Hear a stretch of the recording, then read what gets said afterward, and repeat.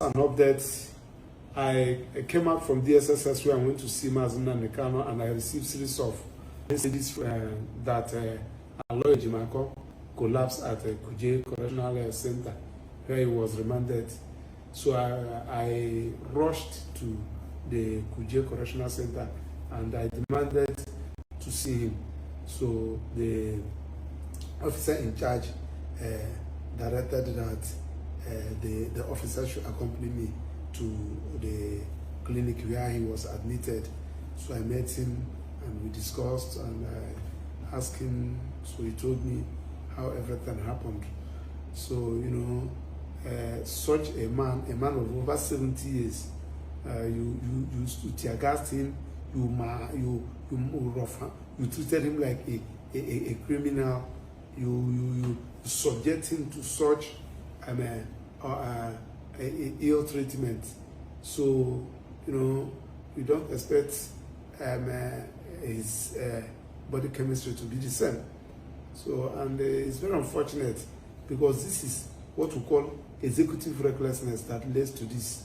And they use judicially to perfect the illegality, because had it been that the magistrate, having known that this is an act of intimidation, this is an act of lawlessness, you shouldn't have even, you should just release such a man on self-recognition. On self-recognition. We have seen where people committed very big crime in this country. They release them on self-recognition. Not talk about a very senior lawyer, a man of over 70 years. It's rather unfortunate. So he met up with the bail condition given to him by the court and the other protesters. So, and they perfected it. So it's for the judge to sign for order for release. That was around 11 yesterday, Friday, 24th. Waited for the judge from 11 in the morning till around 6 p.m. when we left from the court. The judge was nowhere to be found. People were, the registrar, everybody were waiting for him. So I don't know what they want to achieve. It's unfortunate. So I saw him there, just like I said. I saw Omoyele Showore, I saw Prince Kanu, I saw Barasakindo Mokere, and some other protesters. So I believe. So by Monday, they will be out. Thank you. That is the update. And he told us that he was attacked at the DSS facility. A DSS operative kicked him. I remember this guy had been saying that he is sick, and his doctors has said he has a very serious terminal illnesses which needs an urgent attention. And from the report we are getting from the facility, he was attacked and kicked several times by an operative of the DSS. And we want the whole world, and we want Nigerians and the whole world and the federal government to take note of this, that the life of Mazi Nnamdi Kanu continue to be in danger while in their custody, while in the custody of the DSS. But I'm here to discuss an important topic that might interest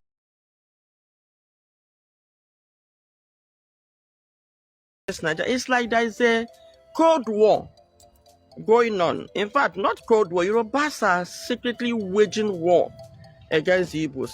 Now, when I mean Yorubas, not all of them, because these evil people has, you know, taken advantage of our tribal differences, you know, to build a movement that to better their lot, not really to better their tribe or whatever.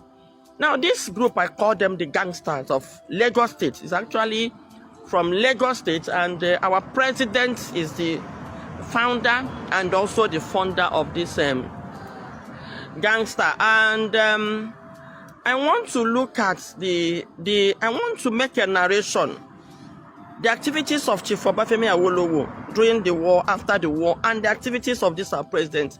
You will see a link if you come to Nigeria, if you go to the north are divided into two. There are these Islamic extremists and the statesmen, those that believe in one Nigeria, that believe in equity and fairness. And if you go to southwest, you'll also see these statesmen and these gangsters that believe that only their tribe will exist and benefit from anything. And if you go to southeast, there are also this group, we call them criminals, that has managed to work their way to grab political power, because that is what they said. They said they grab it. They didn't get it. They grab it. So these are elements with criminal background. So those groups also exist. Now, they will come out and be presenting Southeast, while in the real sense of it, they're actually representing their family and their personal interests and their greed. Now, in 2014, we discovered that these two groups, the Islamic extremists and these gangsters from Lagos, came together to, form part of those that formed the APC. And these two groups, outside the other people that formed APC, had an agenda to destroy the Igbo businesses, an agenda to convert Igbos to their slaves, an agenda to convert Igbos to their money-making machine that will use taxes to destroy us.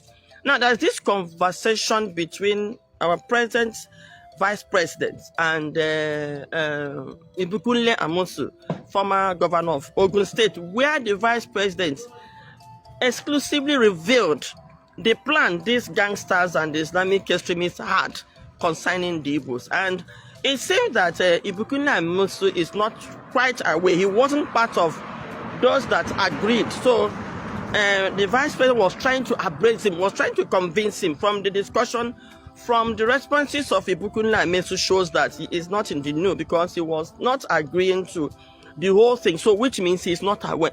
But from what the explanation of the vice president, it shows that Fashola is part of it. Of course, the Redeemed Christian Church of God Pastor Enoch Adeboye is part of this group, and of course our president and quite a good number of them are part of this group, and in the north also quite a good number of them are part of it. And the moment they take over power, you will see that from the policies of our former President Muhammadu Buhari down to these policies, is just they were just about this implementing all they agreed to implement. And if you listen to our first lady, who said that they're going to make Igbos their children, their slaves, and that is what they said, they are going to inherit Igbos. So now, if you also look at Bala Muhammad, an interview he granted either in Channels or Arise TV, where he said they want to relocate all Fulanis in Nigeria.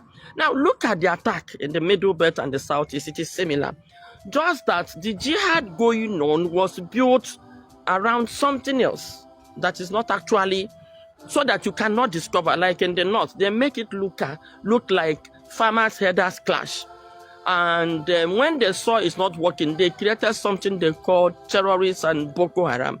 Remember, they are the ones funding Boko Haram, and you can see the way they are negotiating and pampering the terrorists and the Boko Haram. You'll understand. They will come out to tell you that, some Boko Haram members are repentant. Then they rehabilitate them and pour them into the military. You can imagine that. So that is in line with the agenda. Now in the southeast, they were looking for a way to move to southeast. They couldn't. So they hang onto a group, IPOP, a group that discovered their evil plot from the onset, create awareness to make Nigerians aware of this evil plots. And Mazi Nnamdi Kanu, of course, who is the leader of this group, said so many things. And if you are a well-meaning Niger, go and listen to all his broadcasts. That is what is happening today. And they said, instead of this to happen, they want to secede from Nigeria because the Nigerian state is not working. And they have maintained to be a peaceful organization. Now, in around 2017 or thereabout, when they were protesting, a live ammunition was shot at them. So many of them were killed. And when our former president was being granted interview at Al Jazeera, he confirmed that yeah, they were shot at, so that is what they deserve. Now, fast forward, if you look at now, when they saw that IPOB has created so much awareness, and of course the Southeasterners who has been left out of the project of Nigeria followed them. So they were looking for a way to break IPOB, to blackmail IPOB, a way to enter. Now, one of our governors, Governor Hope Uzodinma, was looking for a way to build. I want to narrate to you what happened in Imo State. Wanted to build a political control, just like our President Tinubu have it in Lagos. So they now brought in they brought in military and contracted Asedekubo. Now they have two things in common. Both of them have two things: to discredit IPOB and then to build a political dynasty, while our former President Buhari wants to take over our land to settle his Fulani herdsmen. That was how they turned, especially Imo State, into a battleground. Now, fast forward to our president. President Tinubu has been the convener of this Destroy Igbo and Eliminate Igbo thing. Now, if you look at the conversation between the vice president and the former governor Ibukunle Amoso, where he said that the Yorubas, they are the ones allowing, that the Yorubas can do to Igbos whatever they want, tax them, take over their businesses, destroy their businesses. Just look at what is happening in Lagos today. Take trade fair, for instance. Igbos have existed in Lagos for over 40 years, and they've been applying their trade, they've been law-abiding, they've been paying their taxes, they've been contributing to the development of Lagos State. But when this group were formed, they begin to make these policies. Now, let's look at Obafemi Awolowo's policy during the war. You know, the war, we were calling Hausa. I think the people that fought the war with war crimes were this group, because Awolowo was his agenda. These gangsters carried on Obafemi Awolowo's agenda. Remember during the war, when they saw that they are going to be disgraced in that war, after the Biafrans held them for almost 3 years, he came up with evil policies.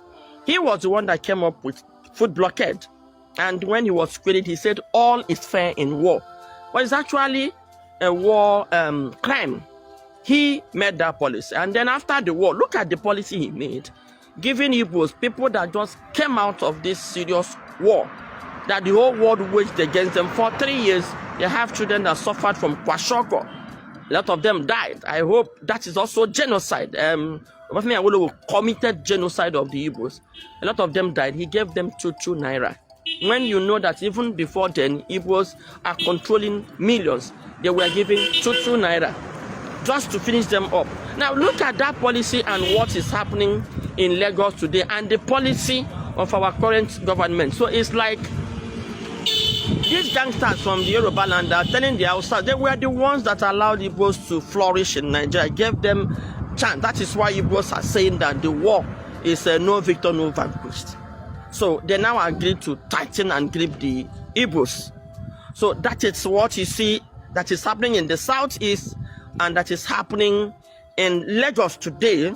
So in order to destroy our businesses, in order to tax us, in order to kill us, this is what our president is doing. Now, this message is to the leaders of the Southwest. I want to call the attention of Oba of Lagos, the Ooni of Ife, the Ara Kakanfo of Yoruba land, Chief Ganiu Adams. I'm calling on your attention. Maybe you don't know, to know that a section of you is waging war against Igbos. It's obvious.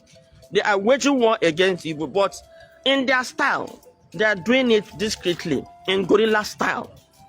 They armed, the president armed Asadekubo to kill the Southeast and gave them military coverage.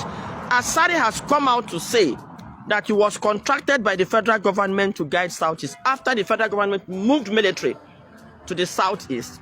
The militaries were the ones that burnt and pursued so many villages. It's on ground. Let them come raise a committee to look into it. We are willing and ready to provide the evidences of these actions. Now, after using our certificate, maybe they wanted to murder him. The guy came on live TV. I don't know why the news and the people that are still calling IPOP are not referring to the Convention of Aside Cuba that says that he was contracted by the federal government to kill. Now, let me ask those that are calling IPOP, what kind of security do you think Aside Cuba will actually recruit? Someone that has a questionable character. We all know what Aside Cuba stands for. Nobody has said that. He also said that on the 24th of December that his men are at Okigwe and are on the Zog. And we knew that from then on, we started hearing the killings in these areas. And I want Nigerians to know today that the outfit that Aside Cuba used to operate in the south is the Bubago. And go to the areas where this Bubago operated, that is where you will see this high level of killings in the southeast. And this is what the federal government did. Now, we have managed to uncover these atrocities. We have managed to uncover their acts. Now they are regrouping. If you watch recently, our president released a lot of people. There are so many criminals from southeast, kidnappers, killers. Now, the question I want the whole Nigeria to ask our president today: what measure are you releasing these kidnappers and killers, sending them back to southeast to continue? What is his plan? Is he going to rehabilitate these criminals? Now, we have dismantled all the criminals they poured in southeast, and peace is gradually returning to southeast. The federal government is plotting again. Look at this Ijele guy they released from prison. The guy has been all over the place saying he will kill Nnamdi Kanu. Remember, they are trying Nnamdi Kanu for terrorism, but somebody came on live TV to say he's going to cut off Nnamdi Kanu's neck, and they're not doing anything. In fact, they are providing him with security. Now, see what these guys are. There are 3 guys they are paying. Number 1, Ikenga Urago. Number 2, Kesh and this Ijele. They are funding them to recruit youths. By the time they finish recruiting these youths, they are going to also pour them into southeast to start sacking of villages, because what they wanted is to take over these villages to settle the Fulanis, so that the Yorubas will inherit the Igbos, just like the First Lady has said. Now, I am using this opportunity, like I said before, to call on the leaders of the Yorubas. Please make sure this gets to them, that a section of them is waging war against the Igbos. They want to continue from where Awolowo stopped. They are telling the North that they are not clever enough, that they are clever enough. And we are beginning to understand that the Yoruba nation is waging war against us. So many of the Yorubas are against this, like during the war, when Awolowo wanted to lead the Yorubas into the civil war, so many Yorubas were against it. And we are calling your attention. Remember, look at those that are trying to Nnamdi Kanu today. The Chief Justice of the Federation is a Yoruba man. The judge trying to Nnamdi Kanu is a Yoruba. All the lawyers are Yorubas. And if you look at where tension against Igbos is high now, is in Lagos. That means that agenda is being carried out. So we are calling on Pastor Enoch Adeboye to either rise and condemn this, or we believe that he's part of those that we are into this agenda of destroying the Igbos, alienating the Igbos, and turning the Igbos to slaves in Yoruba land. So I'm also using this opportunity to call all Nigerians to know that a section of the Yoruba nation is waging war against the Igbos, and we are beginning to understand.